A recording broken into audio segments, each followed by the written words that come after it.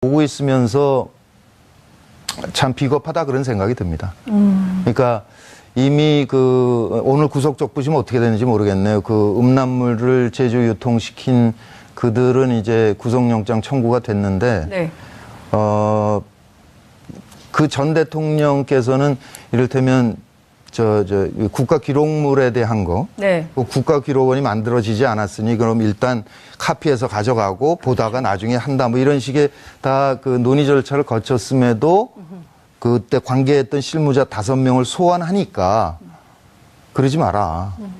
이건 내 책임이니까 중지하자 이렇게 얘기를 했었는데 그게 국가 지도자를 했던 사람의 자세죠. 그러니까 자기의 직속 국정원에서 그런 결재를 받아서 음란물까지 제조 유통을 시켰으면 그런 사람들이 소환될 때 구속영장 청구될 때 그러지 마라. 내 책임이다. 내가 설명하마. 네. 이렇게 하는 게 당당한 태도일 텐데 참 매우 비겁하다 그렇게 생각합니다. 이명박 대통령은 매우 비겁하다. 그렇죠. 네. 그러니까 리더라면 최소한 자신의 휘발이 있었던 국정원에서 어떤 배우들, 정말 낯뜨겁더라고요. 그 합성 사진은 정말. 그게 국가기관이 했다는 게 아마 이거는 나라마다 정보부라는 건 있잖아요. 네. 세계 정보 역사에 이런 적은 없을 겁니다. 그러니까요. 네. 김여진 씨가 김규리 씨를 걱정한 것처럼 똑같이 김여진 씨를 먼저 걱정을 하셔서 사람들이 더 많이 가슴이 무너지게 하셨던 것 같아요. 근데 제가요. 네. 지금 정말 용서가 안 되는 게 네. 저를 종북으로 몰기 위해서 늦봄 문익환학교라고 대안학교를 네. 공격을 했거든요. 맞습니다. 근데 문제는 어디 있냐면 그런 사진이 지금 올라갔는데 음란물이 올라갔는데 이게 아무리 지워도 안 지워집니다. 그러니까 이게 인터넷 시대의 폐해거든요. 그러니까 왜 보복 영상 뭐 이런 거에 대한 특별법이 만들어지고 그러잖아요. 네. 그런데 동아일보가 아주 큰 기사를 냈어요. 늦봄 문익환학교에 대해서 뭐 이념적으로 문제 있는 학교 이렇게 날조 왜곡 보도를 했는데 네. 소송을 해서 이겼죠. 네. 물론. 네. 그렇지만 그게 그냥 남아있는 거예요. 그러니까 그 기사도 남아있을 뿐만 아니라 그것 때문에 늦봄학교 학부모나 학생들이 항의한 부분 이런 내용들이 그대로 남아있어요. 그러니까 어떤 현상이 나타나냐면 학생들이 방문해보고 참 좋은 학교다. 아빠 나 저 학교 갈래요. 너무 좋아요. 아빠 고마워요. 그래 놓고 3, 4일 지나서 못 가요. 왜 그러냐? 그러면 친구들이 너 빨갱이 학교 갈라 그런다며. 그러니까 아이들이 초등학교 아이들도 다 검색을 하잖아요. 그럼요. 그 친구가 늦봄 문익환학교 간다 그러면 검색해보는 거예요. 그럼 거기 막 복잡한 얘기들이 쓰여 있는 거죠. 그러니까 우선 덜컥 겁이 나니까 못 가는 거예요. 그러니까 그 기사가 네. 한 4, 5년, 5년쯤 됐나? 근데 그 기사가 나오고 소송에서 늦봄학교가 이겼다.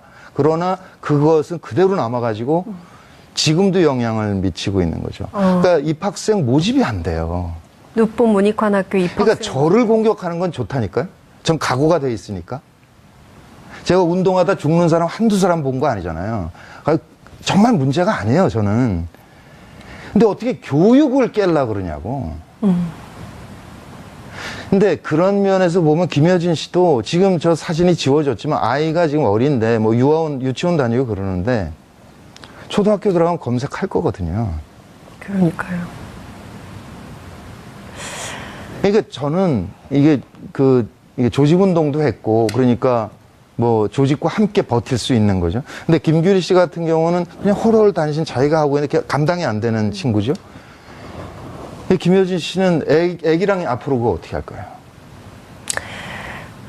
근데 남자라서 잘 모르는 것 같아. 제가.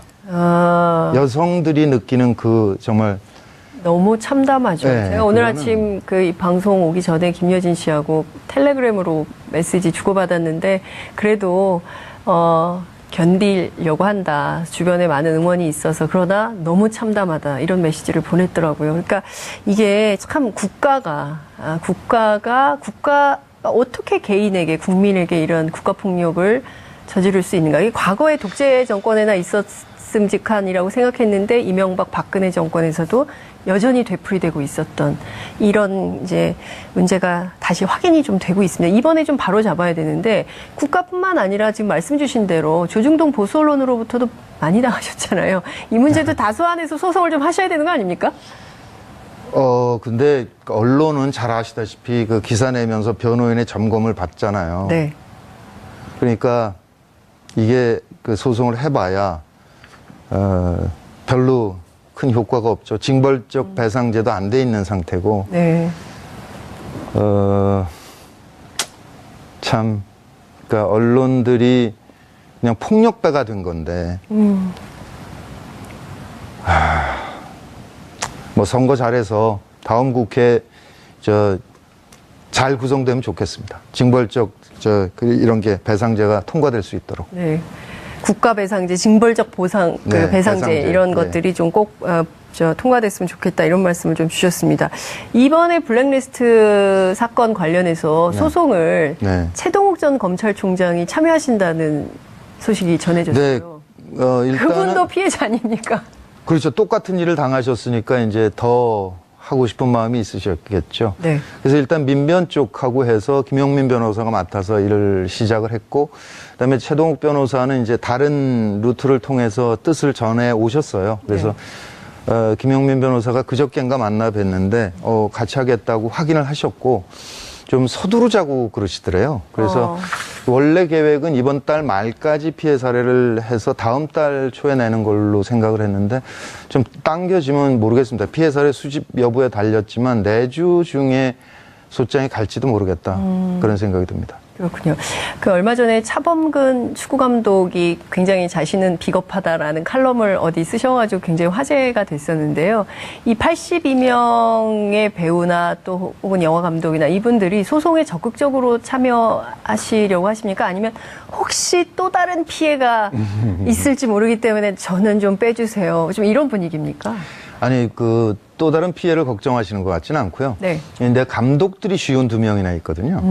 근데 감독들 경우는 예술가는 작품으로 말해야지 라는 생각이 굉장히 강합니다. 네, 그래서 참 내가 모르는 사이에 이런 일이 벌어졌는데 뭐 이 또한 지나가리라 그러고 나는 작품으로 말할게 이런 생각을 하는 분들이 많이 계시고 그다음에 이제 그 방송을 많이 하는 분들 경우에는 또 계속 이걸로 이름이 오르내리는 게 활동에 아무래도 약간 그 지장을 줄 수 있는 거니까 좀 피하시는 것 같고.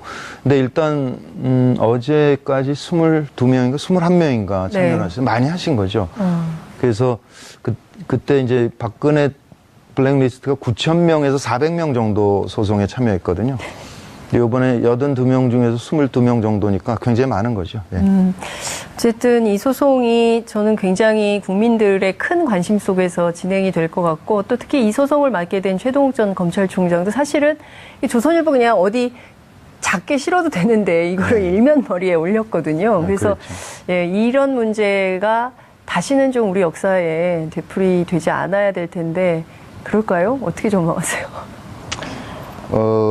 이미 사실은 조선일보 같은 데는 매체 영향력이 많이 떨어졌기 때문에 우리가 하기 나름 아닌가 싶습니다. 지금 이거 뭐 팟캐스트라든지 이런 대한 언론부터 시작해서 우리가 열심히 의지를 가지고 그들의 공격을 방어해내고 또는 밀어붙일 생각을 지금 정도의 각오를 갖는다면 충분히 이미 그들 매체가 영향력이 떨어졌기 때문에 얼마든지 이겨낼 수 있을 거라는 생각이 들고요. 특히 지난 촛불 이후에 우리 국민들께서 정말 많이 달라진 거 아닌가 이런 생각이 들어요. 그러니까 전화 문자 이런 거 경우에 참여연대 활동도 해보셨으니까 잘 알지만 미국의 최대 시민정치운동단체 무브온의 50대 행동 강령의 맨 윗부분이거든요. 거기는 이제 스마트폰 전이라서 이메일 보내기가 맨 위에 있긴 하지만 이게 그야말로 10여 년, 15년, 20년 동안 시민단체가 그렇게 항의운동 합시다라고 얘기를 해도 안 되던 것이 지난 촛불에 그냥 저절로 이루어졌잖아요. 그러고 이해찬 총리가 7선 의원인데 그렇게 얘기를 하더라고요. 1만 원, 2만 원 이렇게 시민들이 거르지 않고. 모은 돈으로 후원 금액이 다 찬 경우는 7선 만에 처음이다. 정말 감격했다. 희망을 본다. 이런 얘기를 하시더라고요. 그러니까 어떻게 보자면 그 대의제도의 한계. 네. 그거를 직접민주주의로 넘어간 측면이 있잖아요. 한 국회 네. 3분의 2 동의가 불가능한데 국민의힘으로 밀어붙였고 헌재 통과도 그런 거고요. 그런 측면도 있고 동시에 대의제도 안에서 정상화하겠다는 그러니까 좋은 의원에게는 후원을 보내고 내 지역구 의원이 나와 의견이 다르면 계속 항의도 하고 네. 이렇게 참여하는 게 생겼기 때문에 뭐 조동문 뭐 이 정도는 큰 문제 없이 이겨나갈 수 있을 것이다 이렇게 생각합니다. 네. 보고 있으면서 참 비겁하다 그런 생각이 듭니다. 그러니까 이미 그 오늘 구속적 부심 어떻게 되는지 모르겠네요. 그 음란물을 제조 유통시킨 그들은 이제 구속영장 청구가 됐는데 네.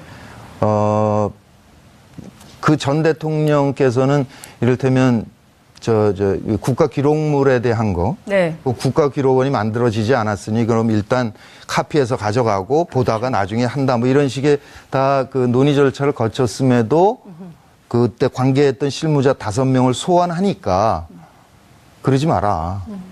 이건 내 책임이니까 중지하자 이렇게 얘기를 했었는데 그게 국가 지도자를 했던 사람의 자세죠. 그러니까 자기의 직속 국정원에서 그런 결재를 받아서 음란물까지 제조 유통을 시켰으면 그런 사람들이 소환될 때 뭐 구속영장 청구될 때 그러지 마라. 내 책임이다. 내가 설명하마. 네.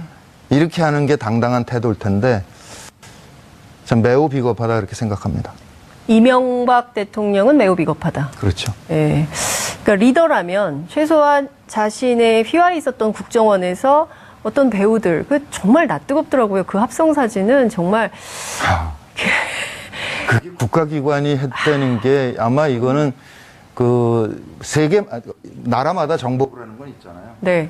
세계 정보 역사에 이런 적은 없을 겁니다. 그러니까요. 네.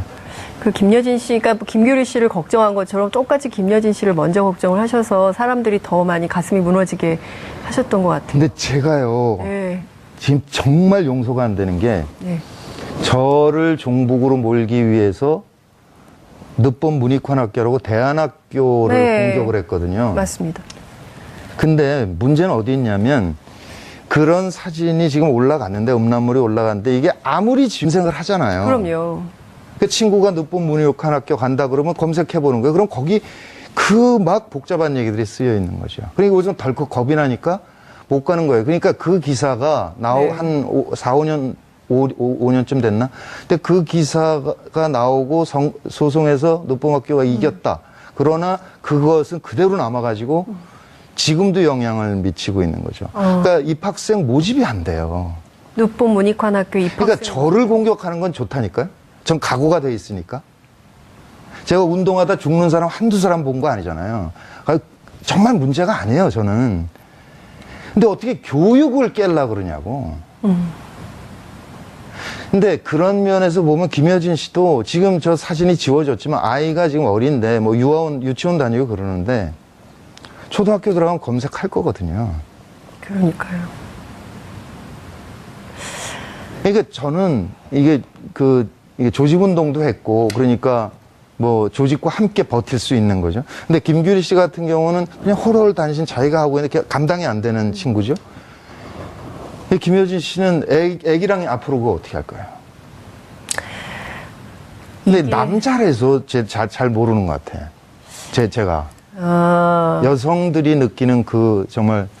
너무 참담하죠. 네, 제가 오늘 그거는... 아침 이 방송 오기 전에 김여진 씨하고 텔레그램으로 메시지 주고받았는데 그래도 견디려고 한다. 주변에 많은 응원이 있어서 그러나 너무 참담하다. 이런 메시지를 보냈더라고요. 그러니까 이게 참 국가가